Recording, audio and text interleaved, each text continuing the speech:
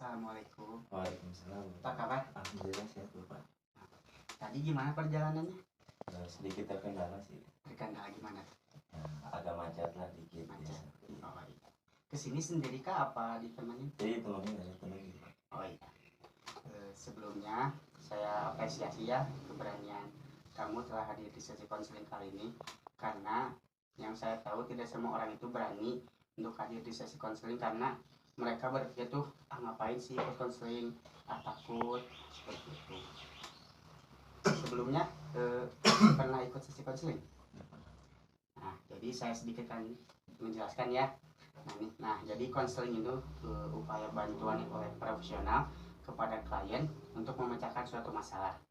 Nah, dalam sesi konseling juga biasanya ada 4 sesi. Satu sesinya itu 30 sampai 40 menit. Paham? Sebelumnya juga saya izin merekam ya untuk kebutuhan tugas saya, apakah diperbolehkan? Nah, dan juga dalam sesi konseling itu ada yang namanya asas kerahasiaan. Nah, dalam asas kerahasiaan itu yang boleh tahu masalah kamu itu siapa saja? Orang tua berapa? Orang tua. Kalau orang lain? Jangan dulu. Jangan. Sebelum kita mulai sesi konseling kali ini, saya minta izin untuk mencatat hal-hal penting, apakah diperbolehkan? Baik, kita mulai ya. Sebelumnya, apa sih alasan kamu ikut konseling kali ini? Saya pengen berhenti dari candu merokok Pak. Merokok. Jadi kamu ingin berhenti dari merokok. Kalau boleh tahu, kamu ini merokok itu sejak kapan? Jadi dulu tuh ketika saya masih kecil tuh ada kayak undangan lagi gitu kan. Kadang merokok, ikut kumpul-kumpul, main game dan sebagainya. Dan ketika main game cuma saya doang yang ngerokok, yang nggak ngerokok gitu. Nah di situ saya nyobain dulu gitu kan. Satu rokok apa gitu yang pertama kali dicobain. Saya buat merokok dan dari situ mulai kebiasaan hingga sampai sekarang menjadi candu gitu.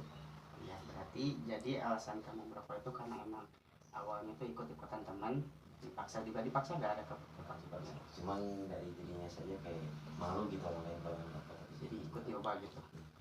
Ya. Ketika kamu merokok nih, apa sih yang kamu rasakan atau apakah yang kamu dapatkan? Sebenarnya sih kayak merokok itu membuat saya rileks kayaknya. Rileksnya itu seperti apa? Main game tuh kan suka istilahnya agak pusing gitu kan ya, karena kalah dan sebagainya. Nah jadi rokok itu kita bisa menerima kekalahan kayak gitu. Ya, berarti emang buat ini juga ya kan, jadi buat rileks juga ke diri kamu apabila kalah main game ya. Nah, kalau boleh tahu sehari bisa habis berapa merokok? Kalau sekarang sekitar 1 bungkus. Bungkusan. Oh, ya. Mungkin untuk kedepannya apa sih yang ingin kamu capai dalam sisi konseling kali ini? Mungkin saya karena mungkin sekarang juga udah usianya udah lanjut juga ya. Persiapan juga kan buat kedepannya saya pengen berhenti merokok, saya pengen yang minimal lah sebelum berhenti saya bisa ngurangin dulu biar istilahnya ketika ntar di waktu kerja saya atau di waktu setelah saya dewasa saya bisa memiliki minuman dengan baik, jadi habisin merokok. Berarti jadi kamu emang ingin berhenti, cuman mau perlahan gitu, karena emang habis juga banyak uang kan ya dari merokok. Nah, untuk saat ini apakah orang tua kamu tahu bahwa kamu adiksi merokok?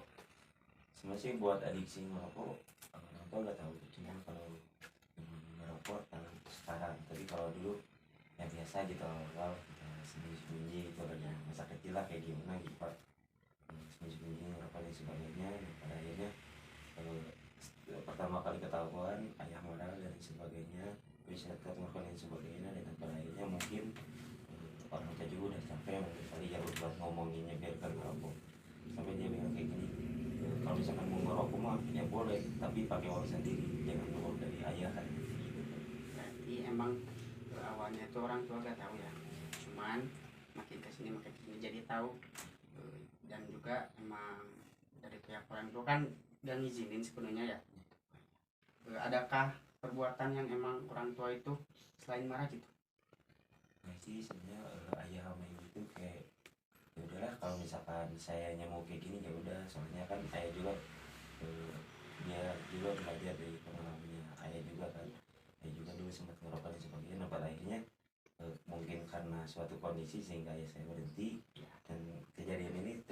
saya gitu kan, anaknya mungkin dia juga bakal lebih paham.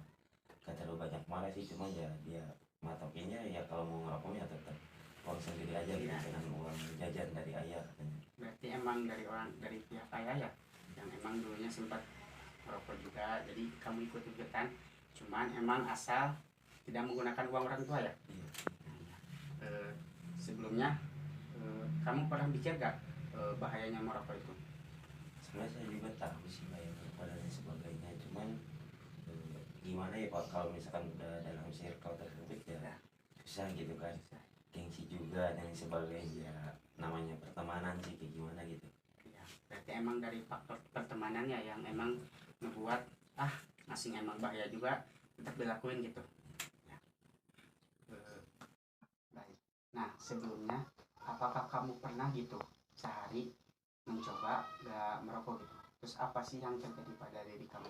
Kenapa dulu ketika ada event gitu kan, turnamen kan saya hobinya futsal ya. Iya iya. Nah ketika ada event turnamen lomba futsal, mungkin beberapa hari saya berhenti ngerokok karena apa, pengen mencapai fisik yang maksimal mungkin Optimal ya, ya yang istilahnya prima banget gitu Ya. kan, yang sangat siap untuk bertanding.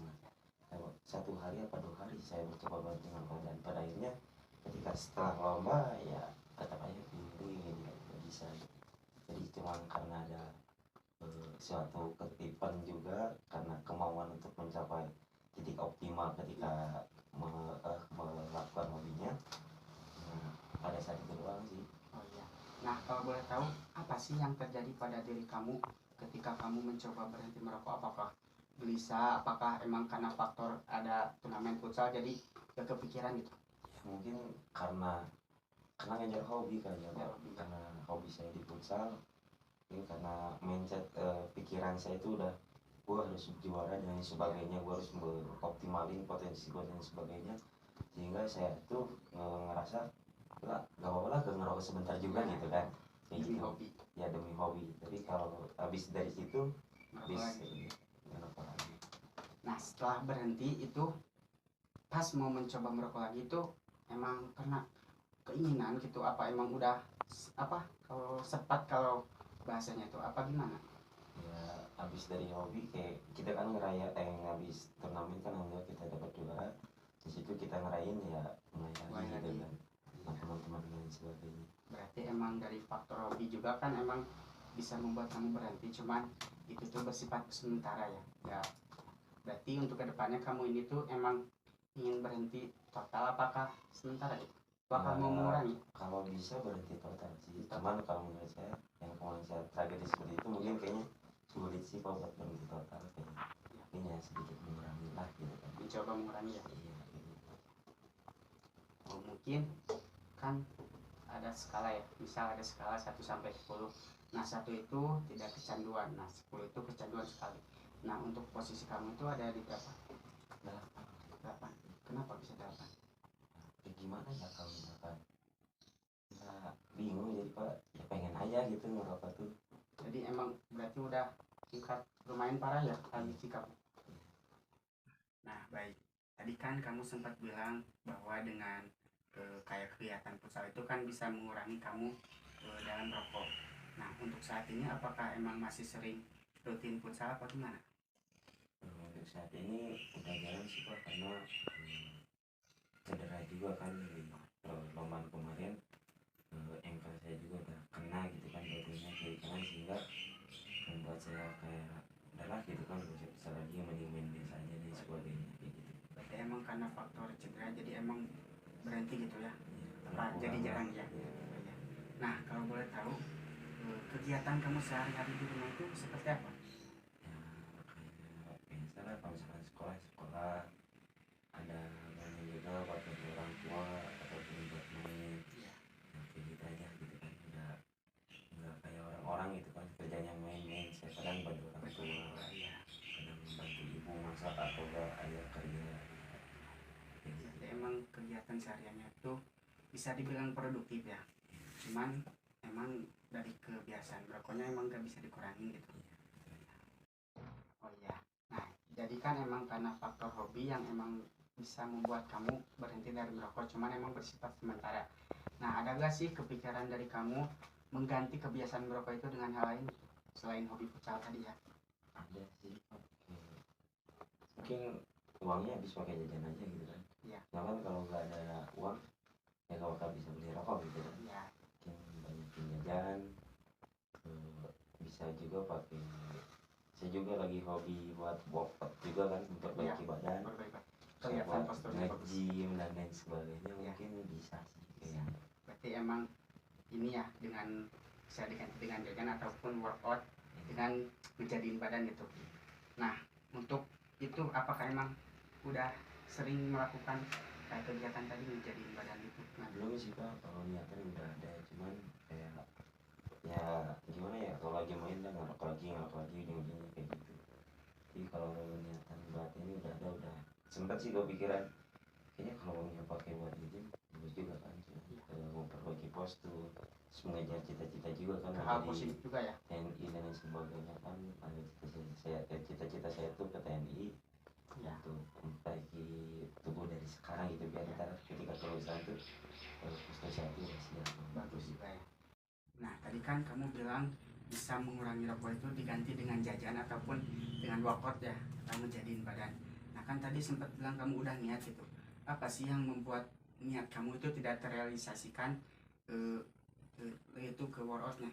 Ya karena teman mungkin lah ya, soalnya teman-teman saya tuh kebanyakan yang merokok bahkan sampai mau bukan gitu ya. Jadi karena mungkin gak ada teman ya malu juga kan, gengsi juga datang sendirian. Misalkan saya berniatan datang sendirian, orang lain udah pada pro dan sebagainya buat ngejimnya, sedangkan saya yang dari rumah cuman saya sendiri gitu kan. Ya. Jadi kayak malu gitu. Tadi kalau misalkan ada teman mah ya insyaallah siap gitu kan, mau kapanpun juga gitu. Ya, berarti emang dari teman ya, gak ada teman juga.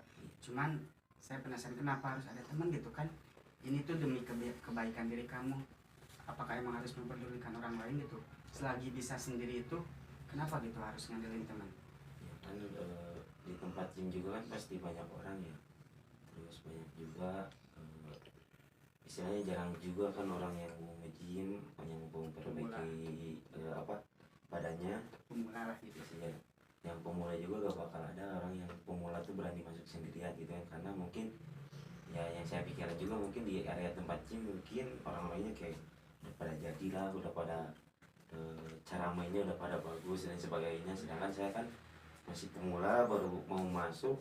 Kalau misalkan sendirian saya kan nanya juga malu nih, bagaimana sih cara angkat barbel dan sebagainya, jadi ya malu aja gitu. Berarti emang dari malu juga buat diri sendiri ya, takut jadi ngapain sih itu orang ya. Baik, nah kita di sini mengandai-andai ya.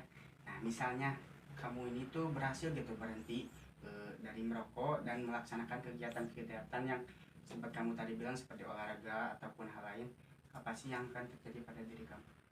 Mungkin saya yang pertama manajemen uangnya lebih produktif mungkin ya. Terus pencapaian saya buat masuk ke ranah abdi negara juga kayaknya lebih dari 50% mungkin ya, karena melihat kostumnya udah siap, fisiknya udah siap, sehingga ketika seleksi juga ya insya Allah lah berani bersaing sama orang-orang gitu, kayak gitu Pak. Ya berarti emang untuk masa depan ya. Nah mungkin untuk perasaannya sendiri itu apakah senang apa gimana gitu? Senang, pasti senang lah Pak. Seperti apa itu senangnya? Ya yang namanya udah jadi abdi negara, mungkin bukan saya doang ya kan yang senang, orang tua juga pasti senang banget lah gitu kan, sehingga bisa membantah gitu yang tadinya mungkin saya anak dalam tanda kutip kurang baik gitu kan Ya. Sehingga bisa menjadi abdi negara gitu kan, bisa ngebanggain orang tua, bisa naikin nama keluarga dan sebagainya, mungkin kayak gitu Pak. Ya. Nah baik, mungkin saran dari saya kan emang kamu niatnya cuman mau berhenti, cuman emang mau perlahan. Nah mungkin saran dari saya, coba kurangi terlebih dahulu, misal yang dari 1 bungkus bisa misal jadi 2 batang atau 5 batang gitu. Dan juga apabila kamu ada keinginan untuk merokok lagi, coba ganti ke hal yang lain gitu, bisa ke makanan atau minyak permen karet juga. Kalau misal juga di lingkungan kamu nih masih banyak yang merokok dan kamu juga ingin gitu ikut-ikutan, nah coba cari gitu atau keluar dari lingkungan tersebut, nyari hal-hal yang positif gitu. Itu mungkin saya bakal coba juga saran-saran tadi dari Bapak, terus saya juga bakal jadi teman juga istilahnya mau berubah warna Ya, saya dari lingkungan gitu. baru juga. Baik, jadi di sini saya akan merangkum satu sesi tadi. Jadi kamu ini tuh merasa kamu tuh kecanduan dalam merokok karena emang faktor ikut-ikutan dari teman ya. Dan juga kamu ini tuh ingin berhenti cuman perlahan. Dan juga emang dari orang tua juga sebenarnya marah, cuman kayak ya udahlah asal jangan pakai uang orang tua, bebas gitu. Dan juga tadi juga kan kamu bilang sempat pengen berubah ke hal lain dengan olahraga. Nah mungkin seperti itu. Sekian sesi konseling kali ini. Saya ucapkan terima kasih kembali karena sudah berani gitu bercerita tentang masalah kamu.